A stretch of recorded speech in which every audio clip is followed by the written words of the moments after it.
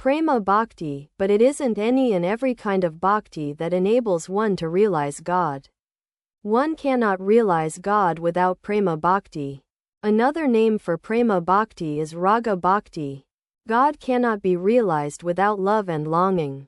Unless one has learned to love God, one cannot realize Him. There is another kind of bhakti, known as Vaidhi bhakti, according to which one must repeat the name of God a fixed number of times, fast, make pilgrimages, worship God with prescribed offerings, make so many sacrifices, and so forth and so on. By continuing such practices a long time, one gradually acquires Raga bhakti. God cannot be realized until one has Raga bhakti. One must love God. In order to realize God, one must be completely free from worldliness and direct all of one's mind to Him. But some acquire Raga bhakti directly. It is innate in them. They have it from their very childhood. Even at an early age they weep for God. An instance of such bhakti is to be found in Prahlada. Vaidhi bhakti is like moving a fan to make a breeze. One needs the fan to make the breeze. Similarly, one practices japa, austerity, and fasting in order to acquire love of God. But the fan is set aside when the southern breeze blows of itself.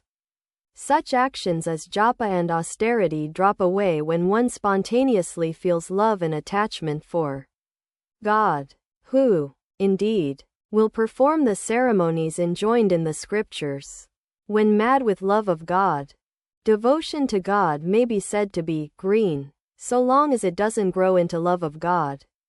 But it becomes ripe when it has grown into such love. A man with green bhakti cannot assimilate spiritual talk and instruction. But one with ripe bhakti can.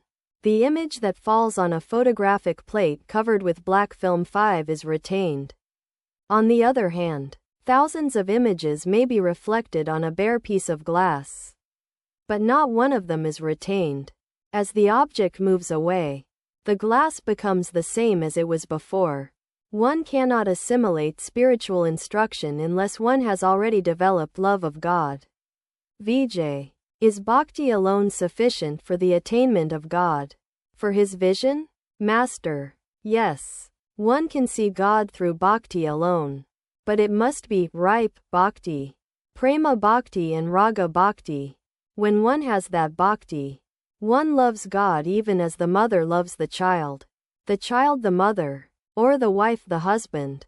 When one has such love and attachment for God, one doesn't feel the attraction of Maya to wife, children, relatives, and friends. One retains only compassion for them.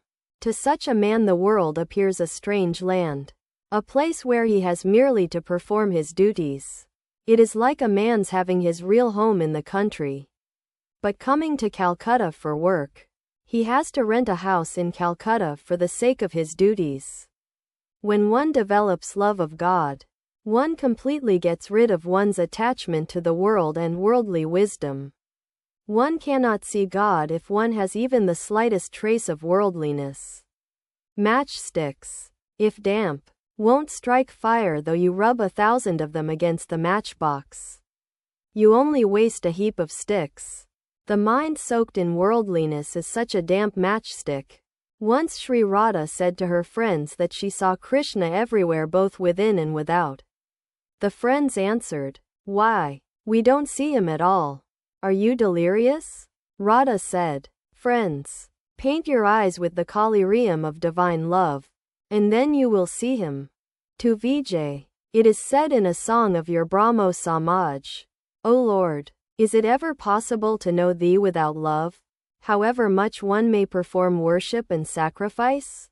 If the devotee but once feels this attachment and ecstatic love for God, this mature devotion and longing, then he sees God in both His aspects, with form and without form.